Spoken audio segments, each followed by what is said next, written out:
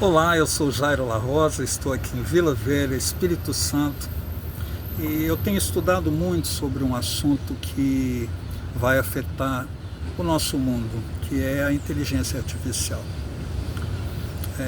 Dispositivos têm sido criados e também inteligências múltiplas para facilitar a vida humana, para proporcionar um avanço definitivo, não só na tecnologia, mas na vida em geral. Antigamente, nós tivemos a revolução das máquinas, algo que mudou completamente o destino da humanidade, foi a automação. A criação de linhas de montagem, diga-se de passagem, a Ford, por exemplo, o Henry Ford, foi o primeiro inventor a criar um sistema de esteiras onde cada pedacinho do carro ia sendo montado ao longo dessa linha de produção. E aí, tudo mais seguiu essa fórmula, ou esse jeito de fazer as coisas. Alguma coisa era ensinada, entre aspas, para as máquinas, e elas então iam fazendo o serviço. Acontece que ao longo do tempo, devido também a muitos anseios, greves e problemas de ordem social, o ser humano foi cuidando mais e mais de tarefas sem risco ou com menos desgaste e delegando isso às máquinas. Fiquei impressionado nos anos 70, o primeiro robô na linha de montagem de um automóvel japonês. Impressionante. O robô fazia tudo, lógico, ele não tinha carinha de robô igual no cinema, mas era uma máquina de toneladas contendo várias ferramentas que atuavam ali na fabricação daquele carro. O que acontece com a inteligência artificial? A gente precisa conceituar um pouco o que é inteligência. Eu acho que essa palavra ela tem sido distorcida no seu conceito original. A inteligência, de fato, ela é orgânica. Ela acontece em organismos, nos homens, no ser humano, nos animais, né? Nos animais irracionais. Ah, mas um animal irracional tem inteligência? Tem. Para se proteger, para comer, para proteger a sua prole, até para se perpetuar. Como que isso funciona? Vamos pensar na gente, né? Nosso organismo ele é guiado, orientado por trilhões de neurônios, que são células muito fininhas, que transmitem sinais do cérebro, sinais elétricos, e nas suas sinapses, então, elas comunicam tudo isso para fazer tudo funcionar, para respirar, bater o coração, para comer, para ficar em pé, tudo, o crescimento, inclusive a inteligência. Por exemplo, o nosso cérebro é capaz de fazer operações complexas em segundos.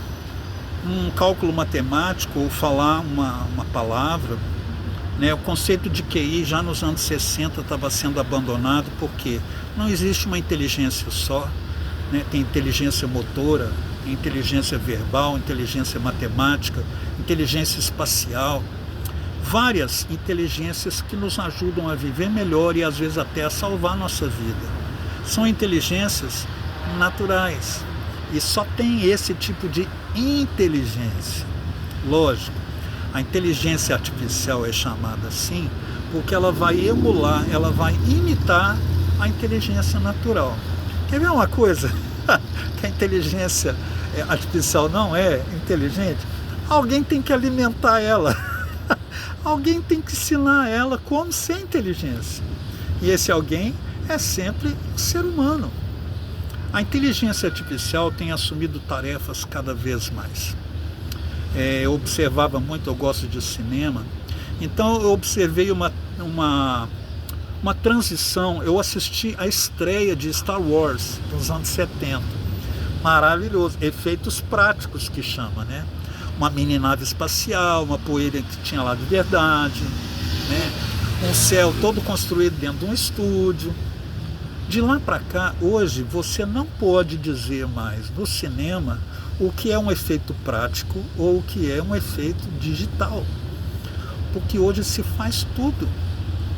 Até aquele filme com Tom Hanks, O Expresso do Oriente, eram captados os movimentos do rosto, as feições e as emoções, com pequenos pontos que depois iam para um computador, eram renderizados, ou seja, vestidos com uma pele, e ali você tinha um ser humano imitado. Não era o Tom Hanks, mas era uma máscara de Tom Hanks que pode exibir tristeza, alegria, medo. De lá para cá, evoluiu-se a inteligência para ela gerar tudo.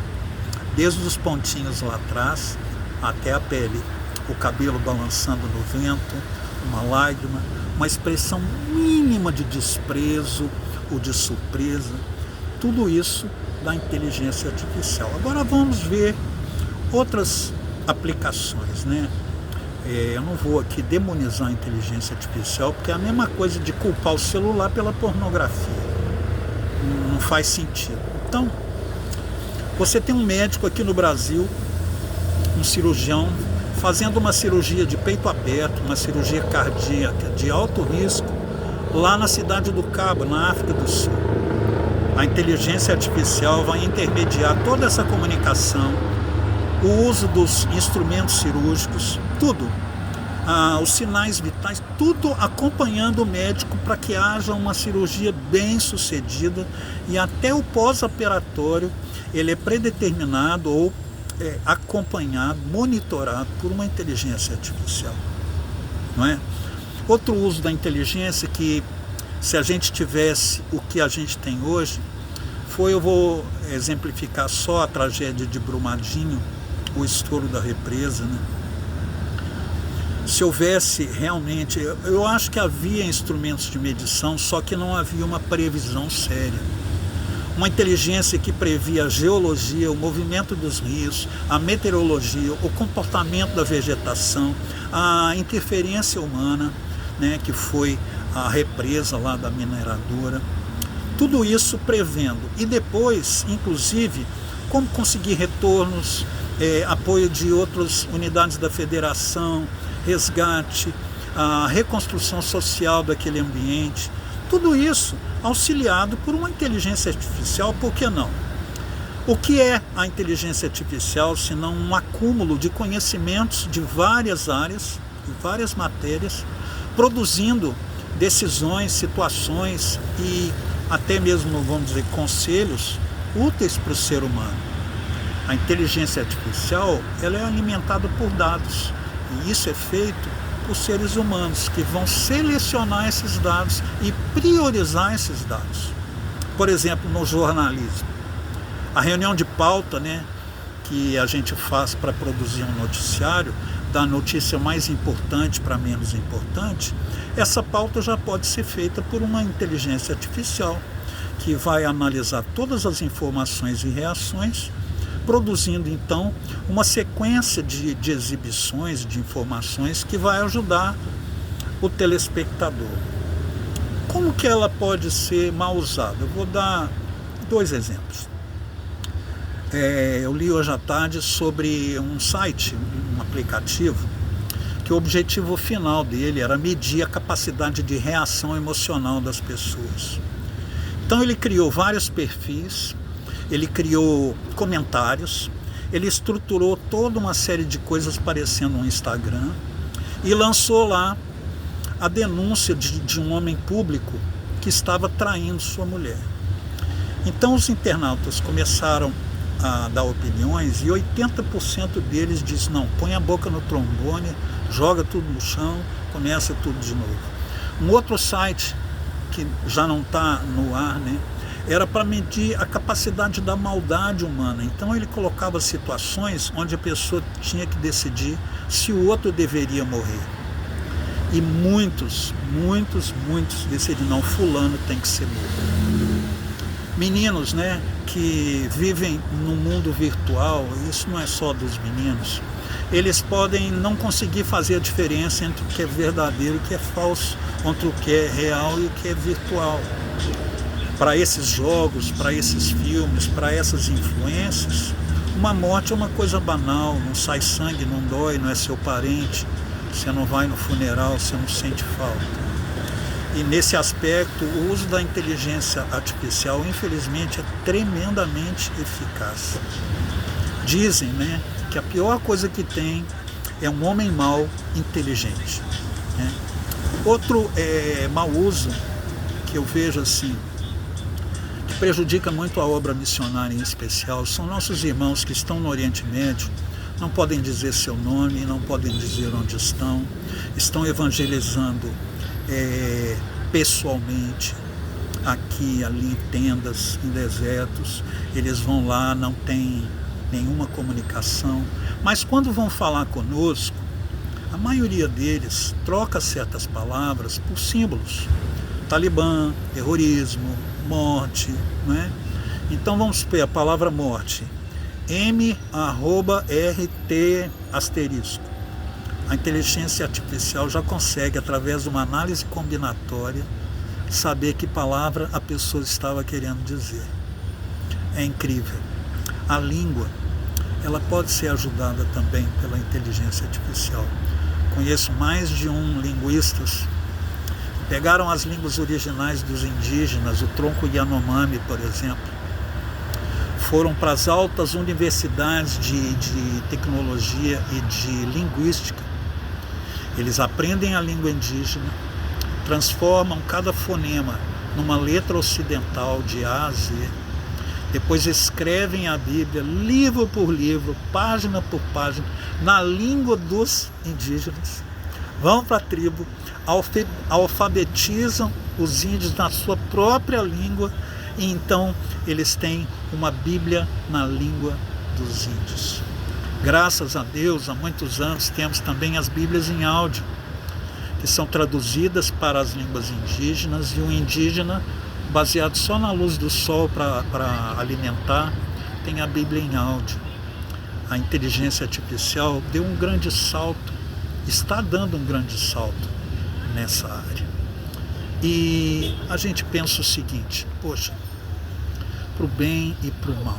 E aí a gente vê rapidamente, falando sobre conhecimento, que a inteligência artificial é um uso eficaz, eficiente de um conhecimento acumulado ao longo de milênios, em todas as matérias, em todas as disciplinas. O que ela faz então em questões de segundos? Ela seleciona aquilo que é, entre aspas, melhor ou mais adequado e nos expõe. Eu já fiz dinâmica para jovens baseado em inteligência artificial. Ou seja, peguei as principais informações e fui lá para a reunião e fiz a dinâmica.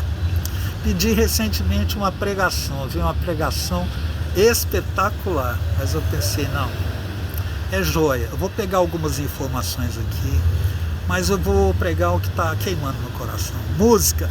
Essa semana eu dei uma letra baseada no livro de Elias, na história de Elias, e em blues. Caraca, veio uma música muito legal, cheia de repetição, uns negócios aqui, mas a inteligência artificial está aí.